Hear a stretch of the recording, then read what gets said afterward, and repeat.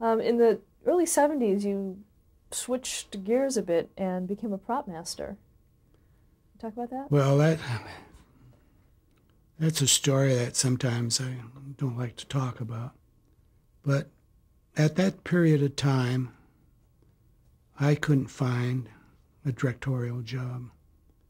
I made a terrible mistake by not having a agent. However, I had a little money and I kept looking for work. And I wasn't finding any because there wasn't any to be found. However, I had a friend from my early days of Kukla, Fran and Ollie, and he was head of production at ABC, California. Man by the name of Fitzpatrick. So I saw Fitz one day. He said, "What are you doing?" I said, "I'm not doing anything." He says, "You want to do something?" I said, "Sure, I want to work." So he said, "Well, I don't have anything for you." But he said, "I'll get you something at the union." I said, "Well, I'm not a union member." He said, "Don't worry about it."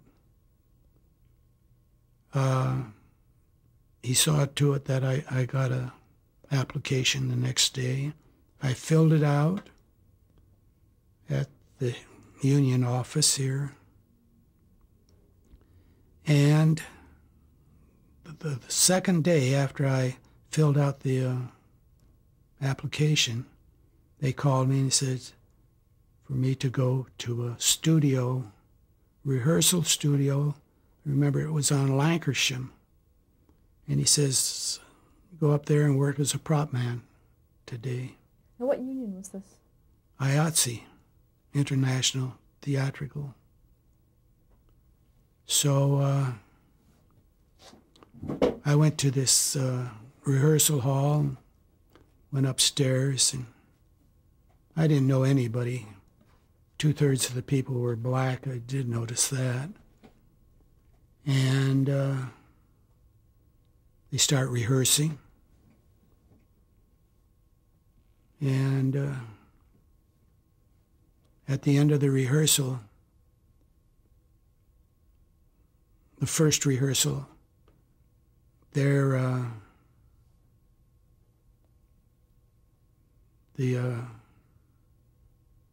individual who's in charge of production came to me, and he knew me.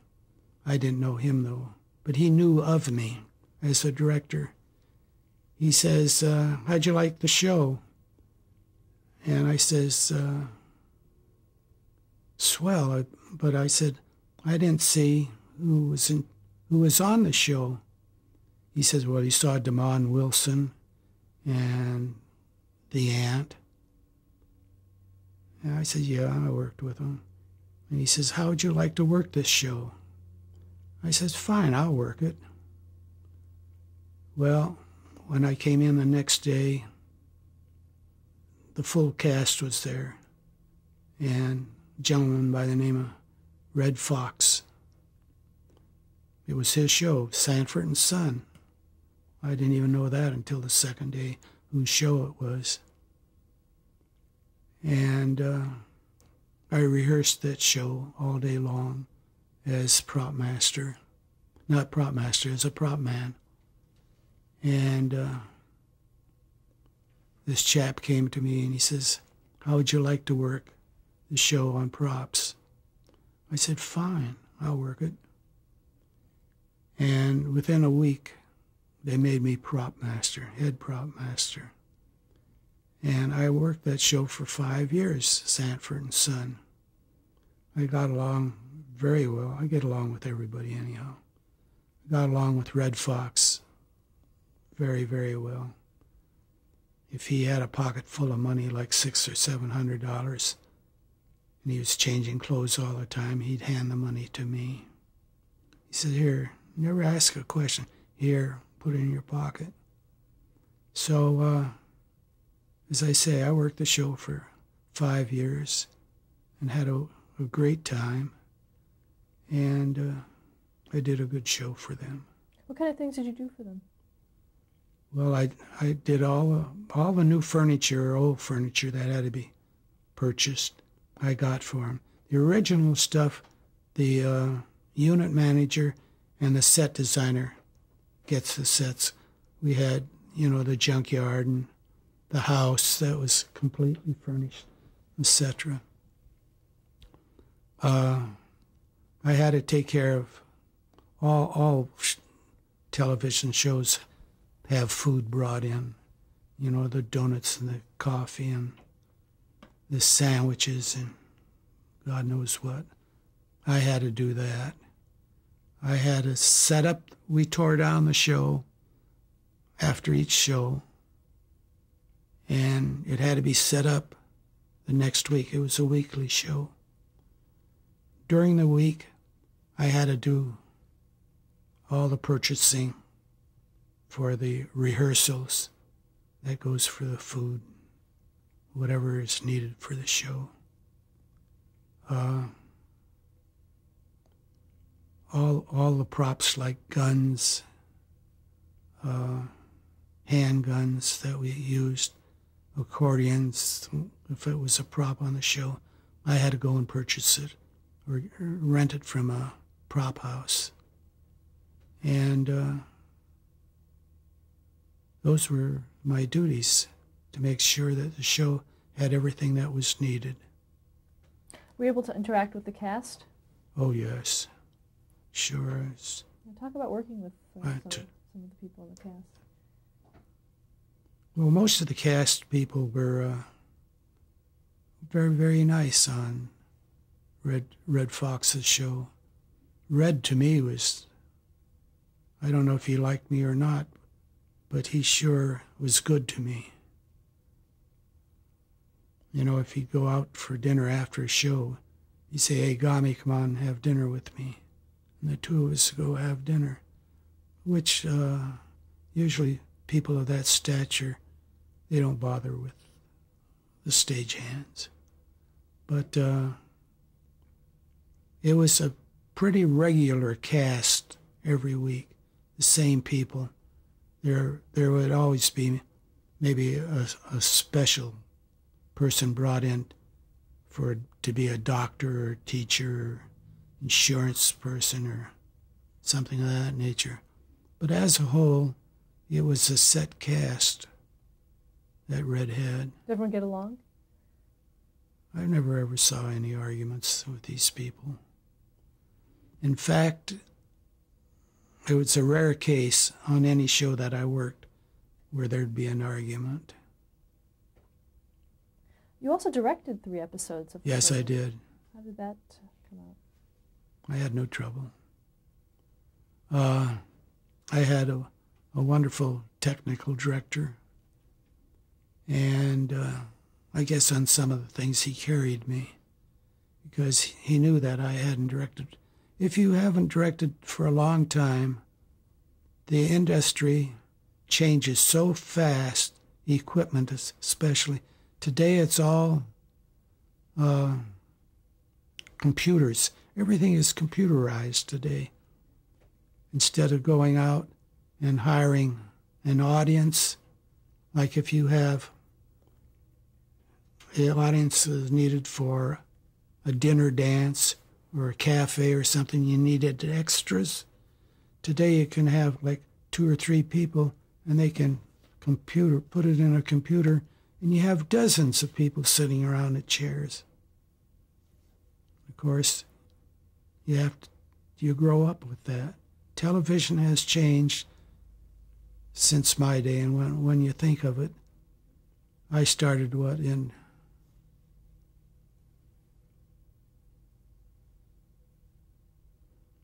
37 or 36. It's when I first got the urge. Now that is 36. That's like 60 years, and it's a lot of years. And the industry really has changed. So has the money changed. when I first started, I used to get like $165, $75 a week. When I did Sanford, I got $3,900 for the same amount of time. Those for directing? Yeah. Sure, those guys, some of those directors get $7,500, $10,000 or more per show today. The show went off the air in 77. What did you do next? What show? Sanford and Son. Oh, in 77. After Sanford and Son, I did Dinah Shore for 2 years as her prop master. There's another person she's wonderful. Can you describe her for us? She was hard to describe. You know, I never knew that Dinah Shore had made such a big name for herself in the motion picture industry. But I got to tell you this.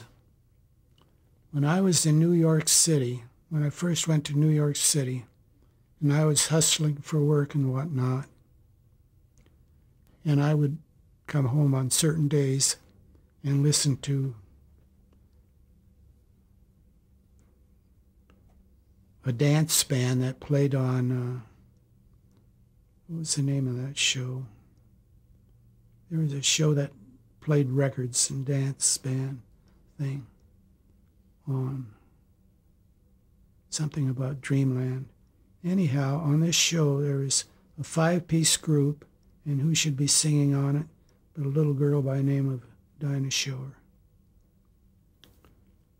Now, Dinah Shore has crossed my path I don't know how many times, really.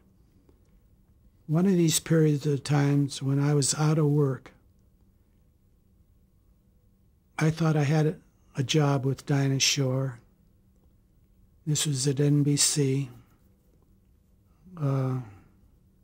Bob Finkel was doing Dinah Shore, and he literally said, "You will be an assistant stage manager."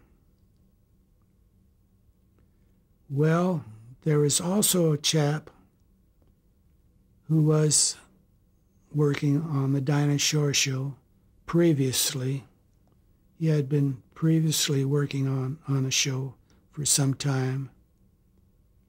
And his father had something to do with Chevrolet. And he went to Dinah and said to Dinah, "I want to be on the show as one of the 2 stage directors." Well, you know who got the job. He got the job. And Bob Finkel says to me, he says, "Don't worry, I'll help you out." So that was the end of the Dinah Shore thing at that time. Then, when I did that USO show that ran for 3 hours for USO, who should I run across again but Dinah Shore? And I was sort of an associate producer, and I talked to her and whatnot. And I told her that about her days when she was singing in New York. And then on top of it all, there was a man by the name of Manny Sachs, who was known by everybody in the industry. He was a manager of talent. He was a manager for Dinah Shore. He got her jobs and whatnot. I met Manny Sachs through Al Levy, who was Burr's attorney and contract maker. And through Manny Sachs, I met Dinah again. It was crazy. And then after Sanford and Son, I went to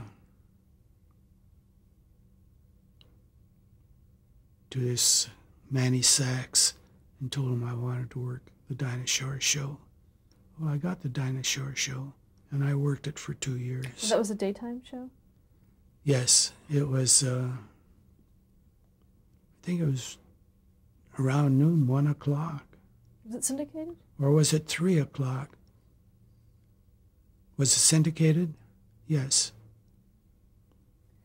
What were your duties? I think there was a lot of food on that show. Is that Yeah, I was her prop master. And there was a lot of food because she did a lot of cooking. And she had a lot of cooks on the show. And I bought a lot of wine and beer for that show. Ye gods.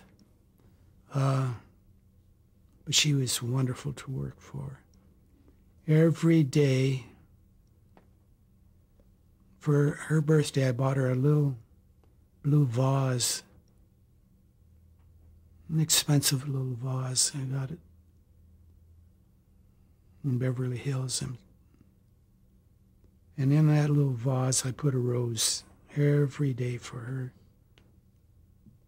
And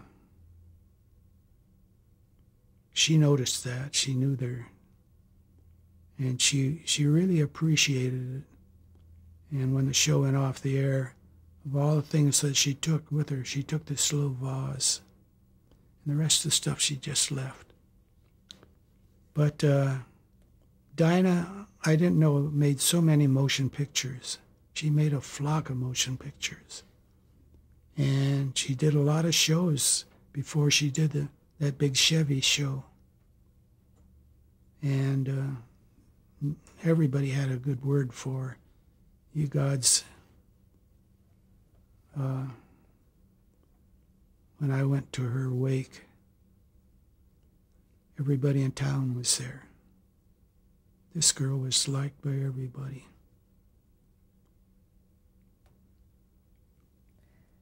Now after that, you did. Oh, I did Tony Tennille. Oh, the Captain and The Tennille? Captain and Tennille. I did them for 1 year, and they made a mistake of doing a show very similar to Dinah's. They'd have a guest, and she would sing, and he would play the organ or the piano. And there's too much similarity in these two shows. Of course, Dinah had the weight.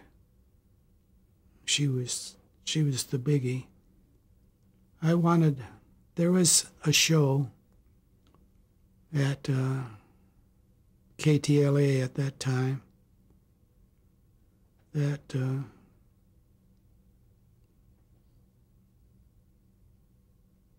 a colored gal eventually became the singer on it. And the Golden Girls or something like that, they had a flock of dancers on the show. And they had a hell of a good director, Lou,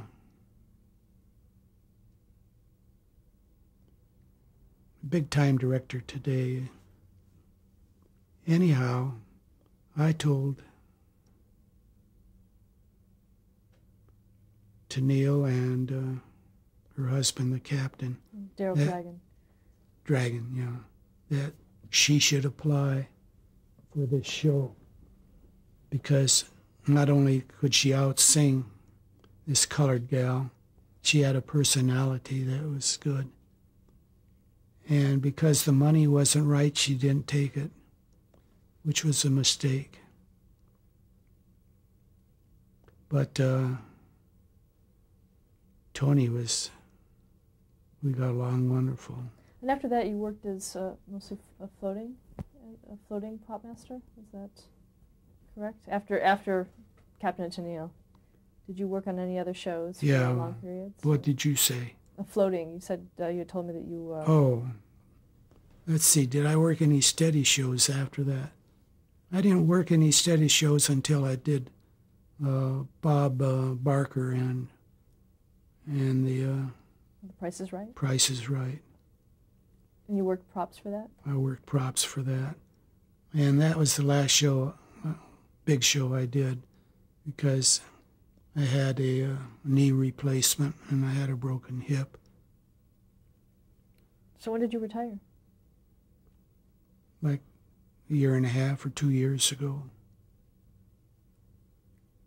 I just have a few summing up questions for you. Mostly is, what is the most important thing a person starting out in television should know about directing? Well, that depends on who that person is, what his background or her background is, and the goal. And if the goal is directing, there's only a couple of ways you can become a director. You get a job in a television station, and you try to become a floor manager, where you work the floor, and as a result, you're working while you're doing the floor, you're getting your cues and whatnot from the director or the associate director, from those two people. And after a period of time, if you got any brains, you're bound to absorb a method of directing, knowing what is needed and how it is done. What is your method? What? What was your method? Well, mine was that I happened to work backstage in Legit with a stage manager, a good stage manager. And I learned what is required by a producer of a legitimate show. And then when I got into television, I got in the back way. I wound up in a television station, and even though if it was the Navy, it makes no difference, I learned, I was schooled by people who knew some of the things that they were doing. And it wasn't long before I was capable of doing shows. Now, when I came to Bill Eddy, and I was studio manager for a long time, he got tired of me being studio manager, hiring people, letting people go and whatnot. And he had my credentials, my background. He knew that I was a stage manager in legitimate theater. And he said to me, Bill, he says, you are going to direct shows. And I didn't want to. And he says, well, you either do or you don't, one or the other. So I started directing. And my first shows, you got to always remember, you have people who can help you in television.